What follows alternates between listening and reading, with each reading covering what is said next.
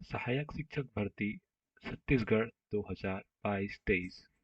ये जो वैकेंसी है आपके लिए बेहद महत्वपूर्ण हो जाती है और साथ ही साथ इसकी तैयारी एक अच्छे तरीके से और एक प्रॉपर मेथड के साथ करना और भी महत्वपूर्ण हो जाता है, क्योंकि हम सिलेबस के अनुसार तो चल सकते हैं किंतु सिलेबस आपको क्वेश्चंस नहीं देते। क्वेश्चंस आपको अच्छे मटेरियल और अच्छे बुक्स पढ़ कर के प्राप्त किया जा सकता है, और उन बुक्स का समरी आपको हमारे इस लेक्चर में आसानी से प्राप्त हो जाएगी। हम पहले सीरीज ला रहे हैं मैथ्स के बारे में, क्योंकि आपको पता होगा कि मैथ्स के लिए टोटल 30 मार्क्स के क्वेश्चन आने वाले हैं, जो कि बेहद ही महत्वपूर्ण है। अगर आप किसी भी सब्जेक्ट को एवरेज पढ़ करके आप मैथ्स को ज़्यादा ध्यान देते हैं, तो इसमें बेनिफिट क्या है ये आपको बता सकता हूँ कि मैथ्स में जो है एक्यूरेसी बहुत ज़रूरी है। मतलब अगर आप मैथ्स में आंसर ला रहे हैं तो आप उस पे श्योर हैं अगर उसको आप मेथड से बनाते हैं, किंतु अन्य जो विषय हैं उनमें कंफ्यूजन हो सकता है। किंतु मैथ्स एक ऐसा सब्जेक्ट है जिसको अगर अगर आप प्रॉपर तरीके से सही कैलकुलेशन के साथ बनाते हो तो आपका एक भी नंबर कटने के चांस नहीं होते हैं।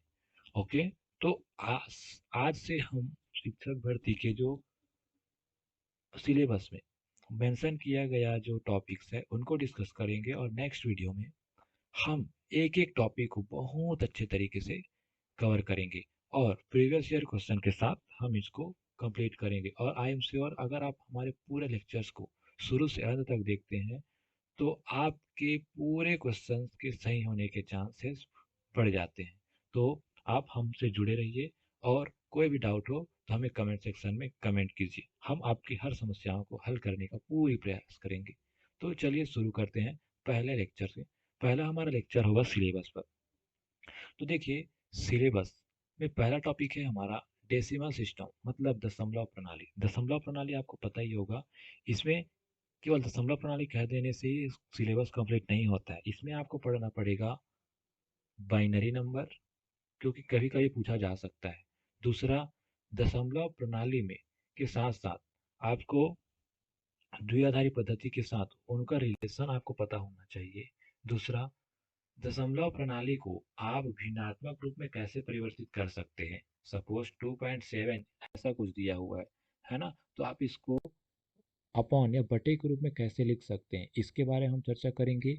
और कुछ क्वेश्चन इस प्रकार से होता है, आपको अगर आप अगर 8वीं या 7th की बुक उठा करके देखेंगे तो इस टाइप से क्वेश्चन आपको दिखाई देते हैं। बार कैसे क्यों आता है, इन सभी टॉपिक जो है डेसिमल सिस्टम के अंदर आ जाते हैं। किंतु हम क्या करते हैं, ऊपर से पढ़ करके छोड़ देते हैं कि हाँ ऐसा है तो ऐसा करेंगे, किंतु इसमें बहुत सारे टॉपिक्स अपने आप में पढ़ने लायक होता है। तो आपको समझ आ गया होगा कि हमारा कंटेंट किस तरह का होने वाला है। तो दशमलव पद्धति में हम ये पढ़ेंगे। अब नंबर सिस्टम में इसमें केवल मेंशन किया गया है कि इवन, ऑड, प्राइम नंबर, को prime number, increasing order decreasing order में अरेंज करना। तो अब देखिए, आप इवन नंबर के टर्म में क्या कहेंगे, हाँ जिसका जोड़ी बन जाता है भाई इवन नंबर कहते हैं। हाँ जिसका जोड़ी नहीं बनता है ऑड नंबर कहते हैं। किंतु ये इवन ऑड का कंसेप्ट यहीं तक सीमित नहीं होता है।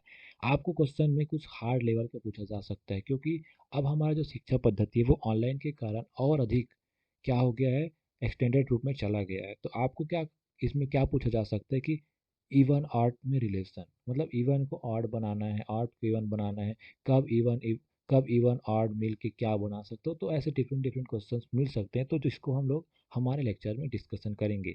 ओके, अगला है आपका प्राइम नंबर। प्राइम नंबर क्या होता है आपको पता ही होगा, इसके बारे में चर्चा करेंगे। को प्राइम नंबर ये चेक करेंगे। आपको अगर सिंपल से कहीं पढ़े होंगे तो आप प्राइम नंबर को क्या कहेंगे, हाँ कि जो केवल खुद से भाग जाता है और एक से भाग जाता है उसको प्राइम कहते हैं। और इस परिभाषा के चक्कर में आपके क्वेश्चंस गलत हो जाते हैं। लेकिन प्राइम नंबर का एक्चुअल डेफिनेशन क्या है मैं इस लेक्चर सीरीज में बताऊंगा, और निश्चित ही आपको पता चलेगा कि अच्छा प्राइम नंबर ये होता है।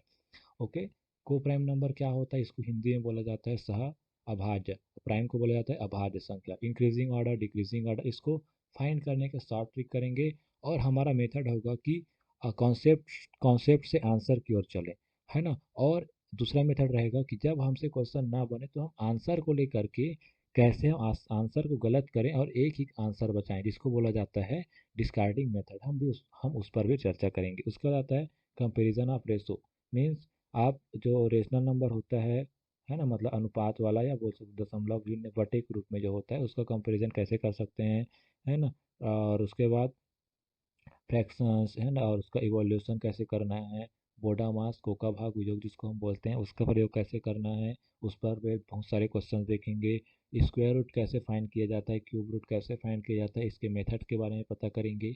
एलसीएम एचसीएफ क्या होता है, इसके बारे में देखेंगे, है ना। साथ ही साथ एलसीएम एचसीएफ में आपको एक्सटेंडेड लेवल में जाना पड़ेगा। इसमें आपको दशमलव जो होता है ना, दशमलव 2.7 2.8, इन सब का भी आपको एलसीएम एचसीएफ निकालने आना चाहिए।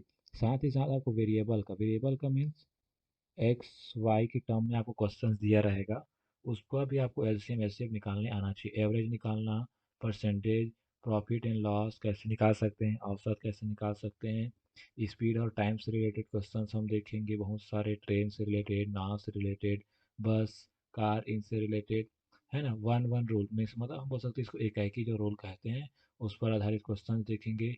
एरिया एरिया का आपको अब बहुत अच्छा कंटेंट मिलेगा, तो आप इसको बिल्कुल ही मिस ना करिएगा। वॉल्यूम आयतन पर आधारित देखेंगे, और आयतन में आपको गारंटी देता हूँ कि एक भी फार्मूला आपको याद करने की जरूरत नहीं पड़ेगा, वो आपको कॉन्सेप्ट से समझाया जाएगा।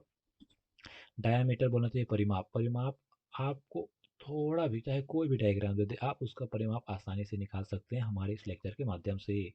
उसके बाद हम लोग पढ़ेंगे टाइम के बारे में, और इस प्रकार से हमारा सिलेबस कवर होगा। उसके बाद हम दो चार वीडियो जो बनाएंगे वो केवल और केवल क्वेश्चन प्रैक्टिस पर बनाएंगे, जो आपके लिए बहुत ही हेल्पफुल होगा। तो आई होप आपको हमारा ये जो पहला जो लेक्चर है उसके बारे में पूरी जानकारी प्राप्त हो गई होगी कि हमारा सिलेबस क्या होने वाला है, हमारी तैयारी कैसी चलेगी, इन सब के बारे में।